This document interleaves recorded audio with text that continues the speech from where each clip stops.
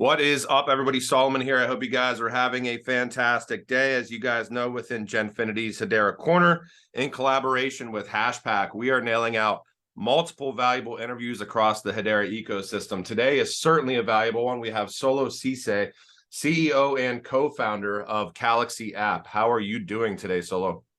I'm doing well. Appreciate you guys for having me on today.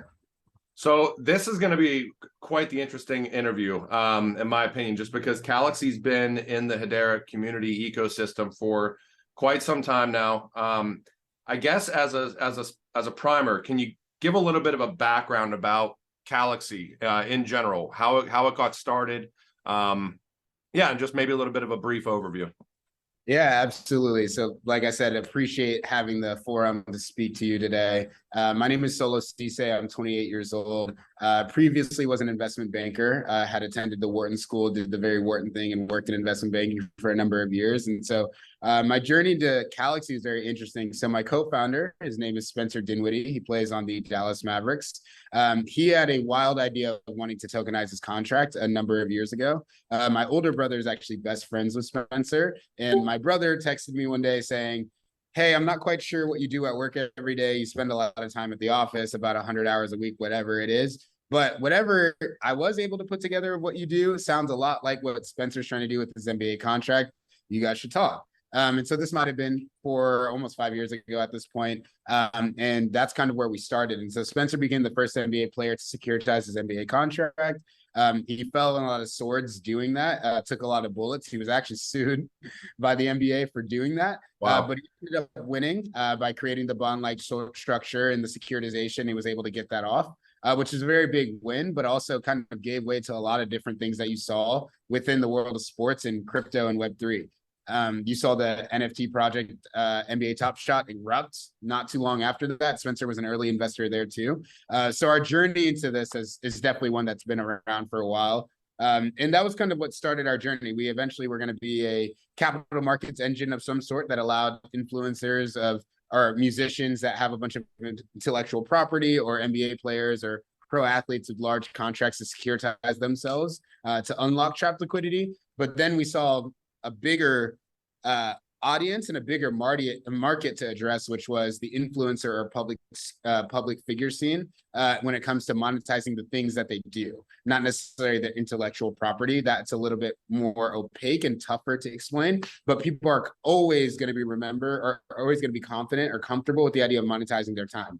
And so we saw the rise of platforms like Cameo, Patreon, OnlyFans, FanTime, all these other types of creator-centric platforms. And we thought, hey, why don't we use the world of blockchain, tokenization, Hedera, and create an easy mechanism for a fan and creator to meet, and a creator to sort of capture the value in that experience, and the fan to get a more intimate experience than they could have ever imagined, due to the lack of latency and all that stuff and the benefits of the Hedera network. And so that's how we got to Calaxy today.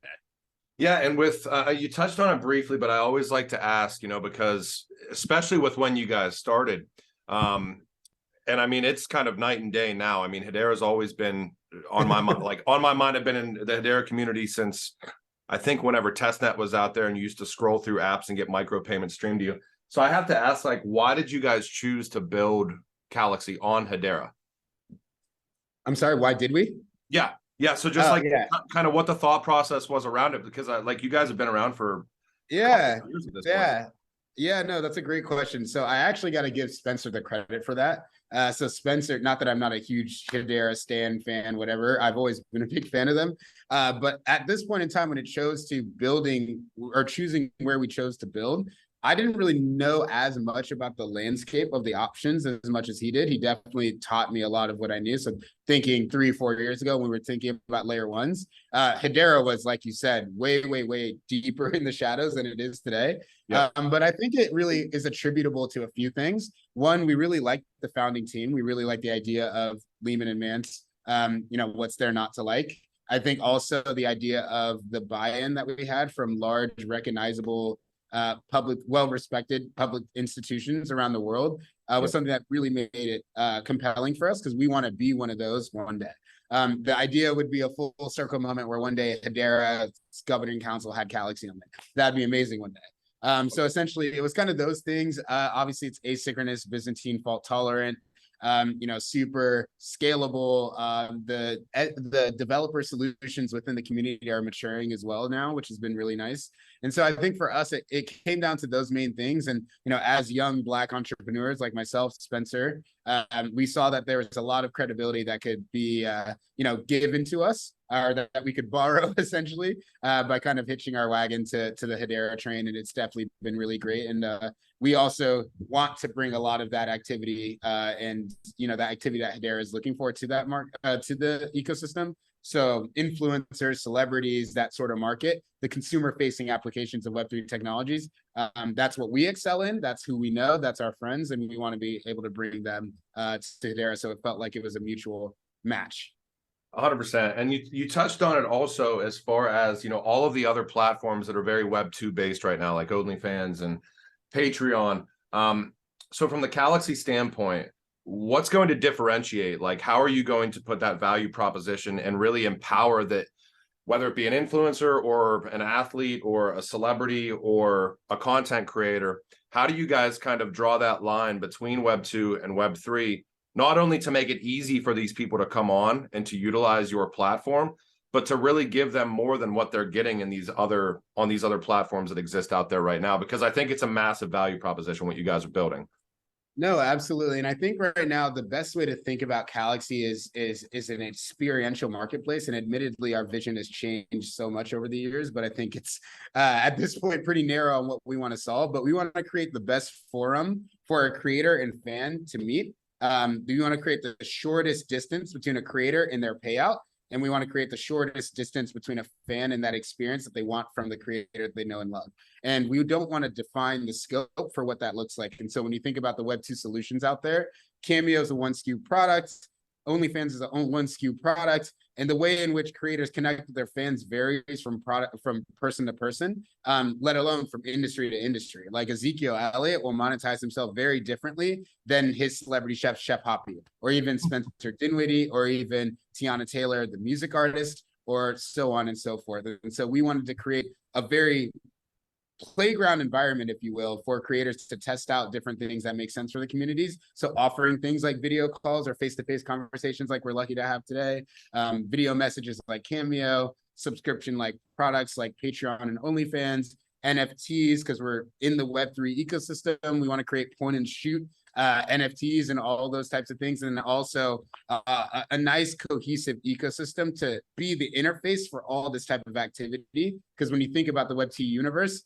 it's not about ownership, and it's also because of that, you don't own anything, so it lives in different parts of the world. It's very fragmented, and we want to create that instant, easy to use, or sort of. We want to create a very simplistic model where a creator can have a centralized place, funny enough, but in their own place for their top 10% of their community to hang out and for them to have those personal relationship with and monetize. And lastly, I think a great example of this and how it exists in Web3 for an analogy is, there's Twitter, Discord, and, Telegram and all these different channels, but the mechanisms for, one-to-one experiences aren't even that great, and it's all over the place. And like, we want to create an easy to use holistic ecosystem for, imagine the Bored Ape Yacht Club one day to have a nice place for the community, and like the idea of DAOs and stuff like that. The idea of community and having the tools is super important. And so through familiar features and things like that, we want to be able to connect to those people, but also introduce some new,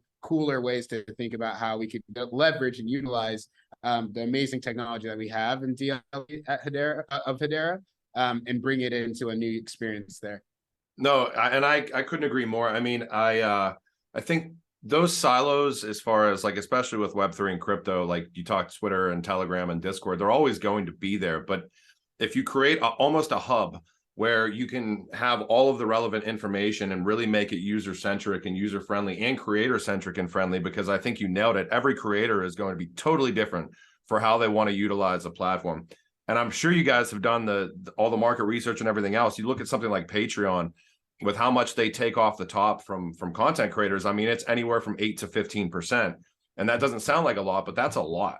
And I was looking into your guys' ecosystem a little bit. So you guys do have like the Creators Galaxy Foundation, which are these, creator tokens that are going to be able to be launched. And from my understanding, the Calaxy token is kind of the fee mechanism that's going to be kind of the engine that runs Calaxy app.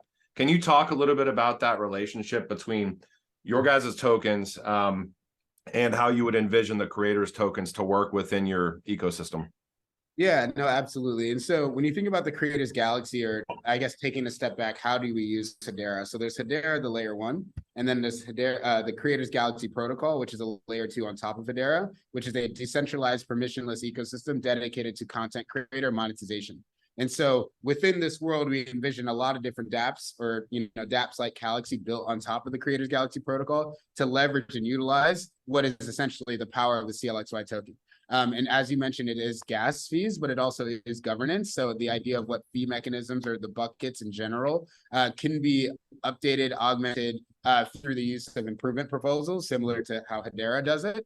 Yep. So essentially the way it works is, there's the decentralized protocol for NFTs and social tokens, and Calaxy is one of the applications that utilizes this infrastructure for the use case that makes sense, right? So we believe that the use case for mass adoption, for TikTok, for Instagram influencers, needs to be an easy to use interface to do things like launch NFTs or use social tokens and a Web2 like friendly experience. And so that's essentially how the ecosystem works. And so the CLXY token is gas and governance for that ecosystem, and Calaxy is a dApp on top of that protocol. And we hope that there's a number of different applications. Eventually, we hope that Twitch of the world or Instagram looks to integrate social tokens to the platform. They could use that infrastructure all on Hedera.